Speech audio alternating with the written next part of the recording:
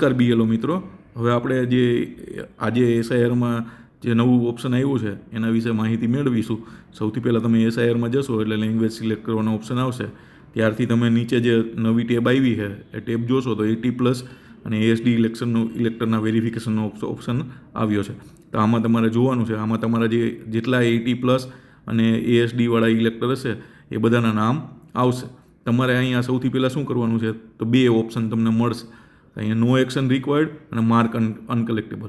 જો તમે નો action required ઉપર પૂછશો એટલે એ તમને પૂછશે કે ભાઈ ખરેખર કાંઈ એક્શનની જરૂર નથી, તો યસ કરશો તો એ અહીંથી ટેબમાંથી નીકળી જશે. નો એક્શન રિક્વાયર્ડનો મતલબ શું છે કે એ વ્યક્તિ ખરેખર હયાત છે અને એનું ઈએફ યોગ્ય રીતે અપલોડ થયેલું છે.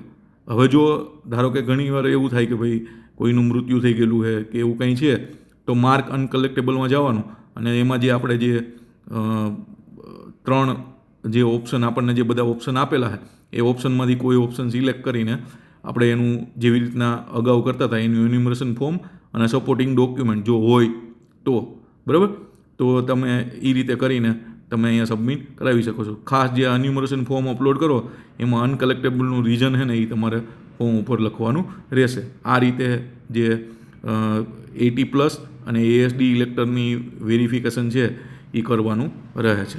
નમસ્કાર.